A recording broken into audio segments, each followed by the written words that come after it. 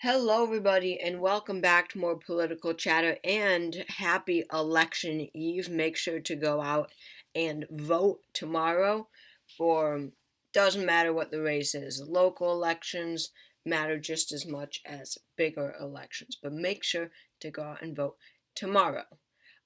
Anyway, this is my final election prediction for the 2023 gubernatorial elections.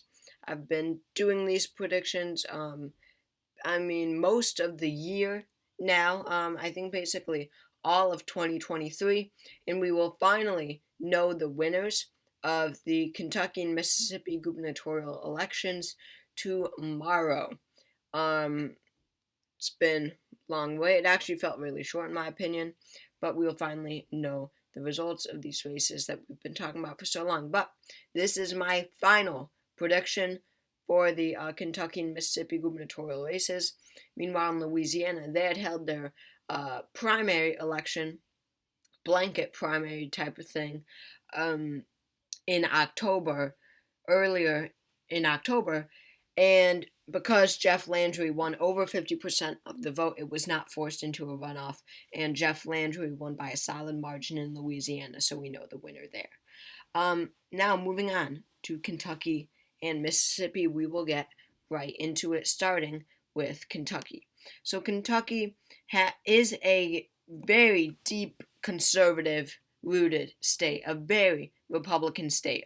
Kentucky voted for Donald Trump. Here it is. By how much? By almost 30%. It was what 26% in the presidential election back in 2020.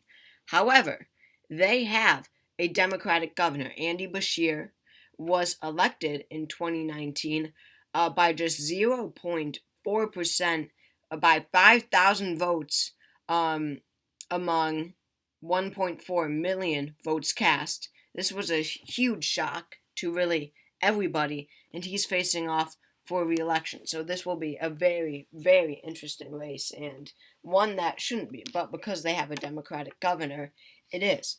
So Andy Beshear is being faced off by Daniel Cameron, who's the Attorney General. Notable is that Andy Beshear was the Attorney General before he became governor. But Donald Trump has been getting involved late in the race for Daniel Cameron, but Andy Beshear does have a lot of backing from national Democrats, lots of funding going to Andy Beshear. So this is sure to be a very close race. Now, lately, I guess, kind of, polls have been showing big leads for Andy Beshear unexpectedly.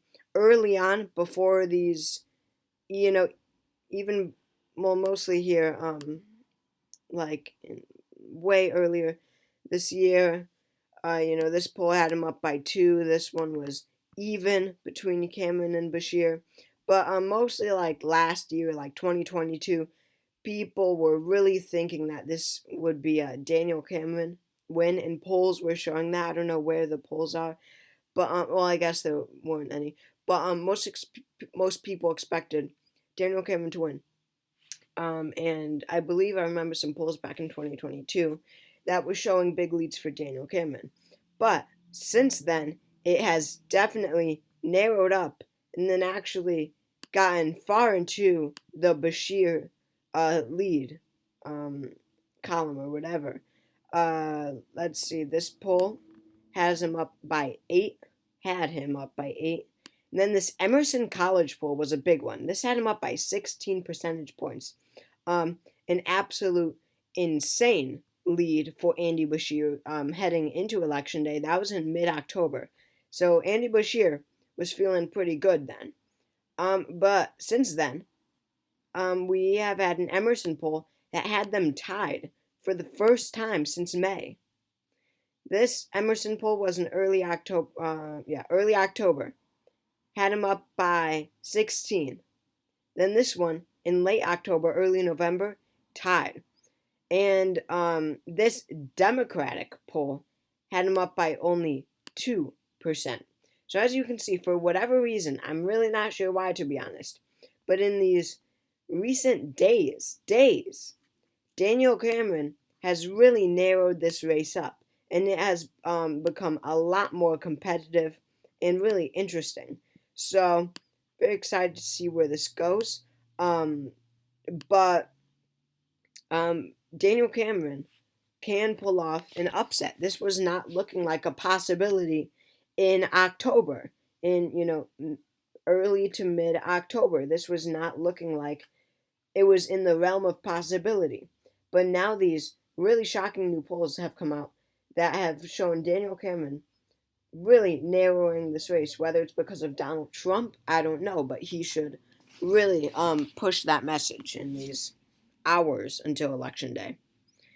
And then, I don't have this pulled up, but there's also the early voter turnout in Kentucky that was released by the Secretary of State's office, which shows very good numbers for Daniel Cameron. Andy Beshear is, of course, leading, but it is much narrower in terms of Democrats and Republicans that have voted early. It's much narrower than it was in 2019. 2019, it was heavily Democratic, not so much now. And we also have to talk about the fact that, with that and this polling, there is no room for Andy Beshear to spare. I mean, he won less than a majority of votes back in 2019. And this time around, it could be that close again. So Andy Beshear should really be on the lookout. However, I think that given all of this information that we have, the fact that Daniel Cameron has not led in a single poll this entire campaign season, it's still very unlikely that Daniel Cameron wins, especially in a very divided Republican primary. And, and a race where you have a very strong challenger for Daniel Cameron. Andy Beshear is an extremely electorally strong Democrat in Kentucky. He is a very uniting figure, and he is tied for the most popular Democratic governor in America. We have to remember that most recently Andy Beshear is tied with who? Maybe Ned Lamont? Josh Green in Hawaii. Tied with Josh Green for the most popular Democratic governor. And he's governor of Kentucky, a state that voted for Trump by almost 30%. So when you're that popular, when you're more popular than these state Democratic governors, Kathy Hochul, Ned Lamont, Maura Healey, Gavin Newsom, Tina Kotek, Jay Inslee, J.B. Pritzker, whoever, when you're more popular than them in Kentucky than they are in their states, that really shows something about Andy Beshear's strength. So I do have this race going to Andy Beshear by a lean margin. I'm thinking that Andy Beshear wins by 3%.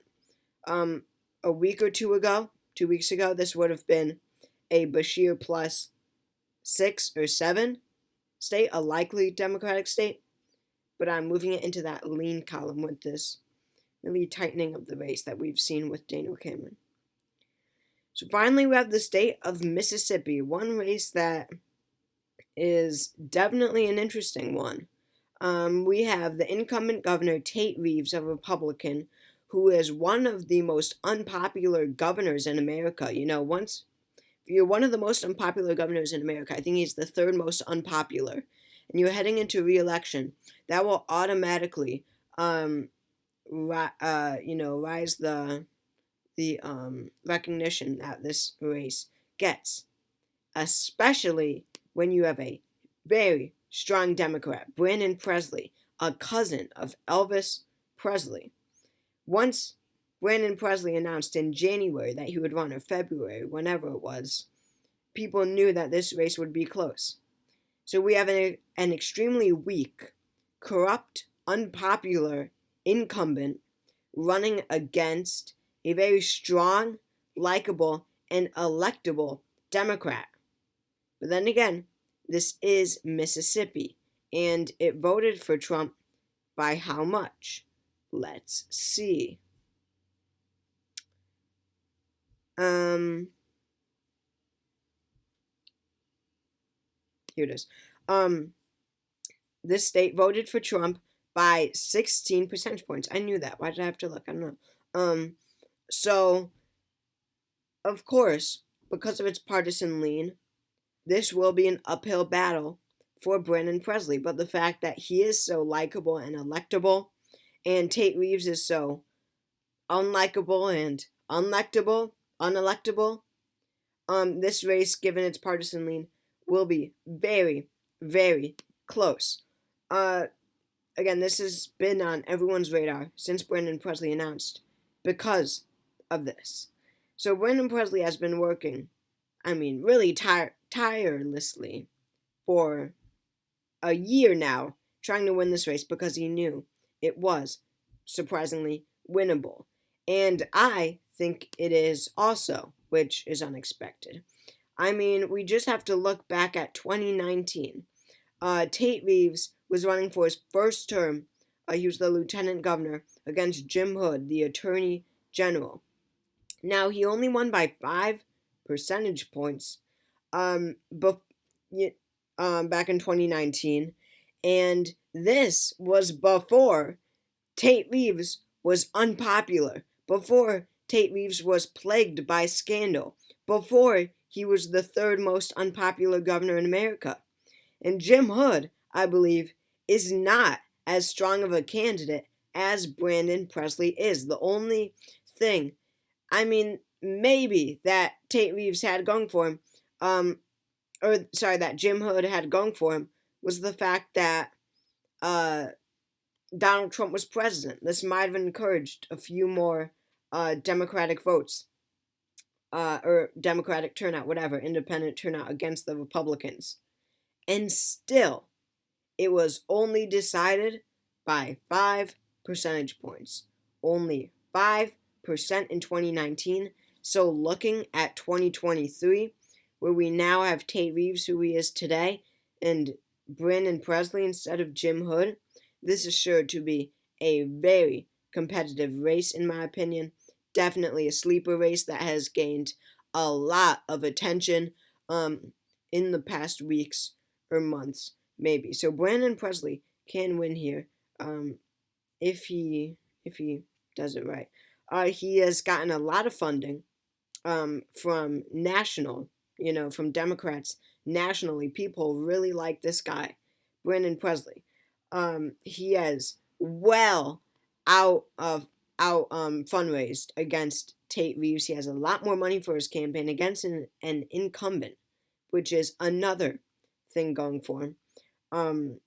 But this is all looking good for Brandon Presley. But there is the fact that Joe Biden is president. He is so unpopular, especially in a state like Mississippi, and that will be a challenge. Just with that Democratic label under his name at the ballot box on the ballot, the Mississippi voters associating him with Joe Biden, that will definitely be a struggle. He has done his best disassociating himself from Joe Biden. Joe Biden has completely stayed out of this race, and for good reason. But Tate Reeves has, maybe successfully, maybe unsuccessfully, painted Presley as a Joe Biden Democrat. But there are a lot of voters, Mississippi voters that I've seen, that have voted Republican their whole lives, but are unhappy with the corruption, and even for some people, like the lockdowns for COVID. So many Republicans that are unhappy with Tate Reeves and are going to vote for Brandon Presley. Lots of 60-year-old men on Facebook switching over to Brandon Presley. Looking at predictions, you can just see, so interesting, you can just see how this race has narrowed down. Cook Political, in July, Elections Daily had it safe Republican. In mid-October, it was likely are from Sabatos. On September 1st, it was lean Republican, and October 23rd, from the Cook Political Report, it was lean Republican. But just um, prior to this, the Cook Political Report actually had it likely Republican, and they had changed their prediction from likely to lean. So this race has definitely narrowed down, and there was actually a debate on the 1st, 6 days ago, that gained lots of attention. Brendan Presley performed very well. I saw a few local news channels that actually asked voters who watched the debate what they thought of it. Lots of people said that they were going to vote for Tate Reeves, but after the debate, they were switching to Brendan Presley. So Brendan Presley definitely gained some voters from that debate. So Donald Trump has endorsed Tate Reeves, but it's not like he is heavily involved. He has not been down to Mississippi. He doesn't have that much of an effect. This could be a very easy Tate Reeves win if he got Donald Trump to come down there, campaign for him a few times, whatever. But that is not the case. So that will be definitely something, if Presley does somehow win, that Donald Trump will look back on and say, what was I doing there? Now, looking at polling, definitely an uphill battle for Brendan Presley. The only thing that Brendan Presley can hope for is just a miracle upset victory. I mean, that's what you gotta do in a situation like this, because the only time he led in a poll was in January, where he led by 4%, but since then he has not led a single poll.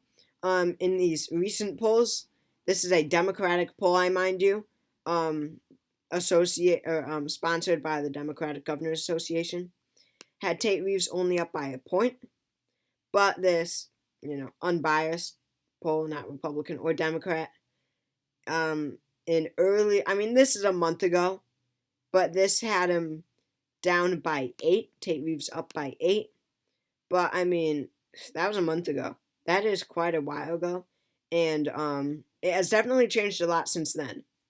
So this new public policy polling poll might be a little more accurate, but I wish we did have more polling in this race because, again, we have not had one recently besides a one sponsored by the Democrats. So everything is looking good for Brendan Presley. The debate, his electability, his funding, just how people like him, the support that he's gotten from across the nation. Everything's going good for him except for one thing, and that's the partisanship of voters, and the partisanship of Mississippi. So looking at this race, I think that Tate Reeves wins by just a point. I think that Tate Reeves wins by about 1.3%, and that this race will be extremely close, and Brendan Presley will fall just so short of victory, and it will be devastating to so many people. So this is my prediction. I have Andy Beshear winning. I have Tate Reeves winning. Thank you all so much for watching this video. I hope you all enjoyed. Again, make sure to go out and vote tomorrow, and I will see you all. I guess later today maybe, or maybe Wednesday, for the results. Thanks for watching.